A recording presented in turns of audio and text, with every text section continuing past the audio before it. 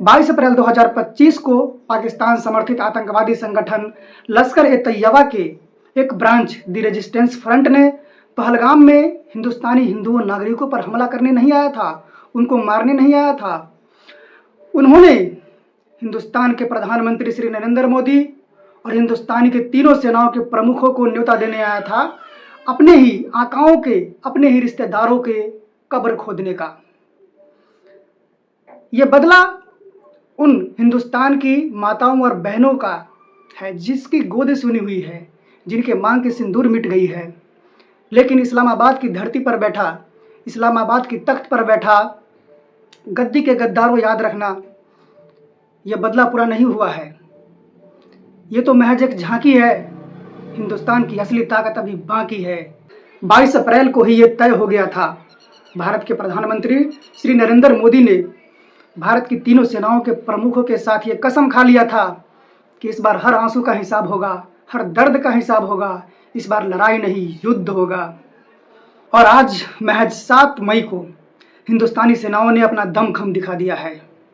हिंदुस्तान के कई आतंकवादी संगठनों को नेस्तनाबूद कर दिया है। और आज पाकिस्तान की सरकार, वही भिखमंगा फटेहाल नंगा सरकार, दुनिया के सामने गिड़गिड़ा रहा है कि हिंदुस्तान ने हमारे आम आवाम को मार दिया। अरे जो पहलगाम में मरे गए थे वो क्या आम आवाम नहीं थे? भारत के आम नागरिक नहीं थे? पाकिस्तान, एक बात याद रखना, अगर तूने पलटवार करने की कोशिश की, अगर तूने इसका जवाब देने की कोशिश की, तो उसे हम दोगुना गति से, दोगुना रफ्तार से और दोगुना शक्ति से उसको रोकेंगे और 4 गुना शक्ति से पलटवार तुम पे करेंगे, तुम पर प्रहार करेंगे और सीना फाड़ देंगे। आज ऑपरेशन सिंदूर पूरी दुनिया में तहलका मचा रहा है। इस ऑपरेशन सिंदूर को उन माताओं, उन बहनों का आशीर्वाद प्राप्त है जिनका सिंदूर मिट गया, जिनके गोद सुने हो गए। मैं पाकिस्तान को समर्थन देने वाले सारे देशों से कहना चाहता हूँ कि सहारे की आवश्यकता उनको पड़ती है जो बैसाखी के सहारे चलते हैं। हिंदुस्तान को सहारे की आवश्यकता नहीं है। हिंदुस्तान वो सब कुछ कर सकता है जो उसके लिए ज़रूरी है, जो उसकी आब आवाम की रक्षा करने के लिए ज़रूरी है। वो सभी कदम उठा सकता है अपने दम पर, मजबूती के साथ। एक बात और मैं कहना चाहता हूँ कि जो दिल्ली के तख्त पर बैठा है ना, उसके पास दिल विल नहीं है। वो दिल कब का निकाल के फेंक चुका है। उसके पास दिमाग है, उसके पास खोपड़ा है, वो भी गरम वाला। और उस खोपड़े में न्यूक्लियर, बायोलॉजिकल, केमिकल, एटॉमिक सारा सब्सटेंस भरा हुआ है। अगर तूने उसको गर्म करने की कोशिश की, गर्म खोपड़ा को, तो ब्लास्ट करेगा।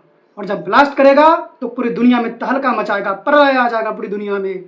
उसको तुम रोक नहीं पाओगे, रोक पाना असंभव नहीं, नामुमकिन होगा। पाकिस्तान एक बात का हमेशा दम्भ भरता है, मेरे पास एटॉमिक हथियार है, वी आर एटॉमिक पावर, हमारे पास परमाणु बम है।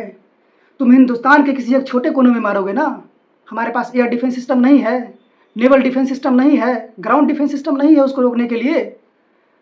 अगर बाय द वे नहीं रुक पाया, ठीक है, तुम एक परमाणु बम मार दोगे, उसके बाद का मंजर क्या होगा? दूसरा बम मारने के लिए क्या तुम बचोगे? हमारे हाथ में चूड़ियाँ है, कंगन है, क्या है? दूसरा बम मारने के लिए पाकिस्तान बचेगा नहीं, इतना याद रखना। इस्लामाबाद की गद्दी पर बैठे गद्दारों, अभी भी होश में आओ, सही रास्ते पर आओ, नहीं तो कमर तोड़ दिया जाएगा, घुटना तोड़ दिया जाएगा और रेंगने पर मजबूर कर दिया जाएगा।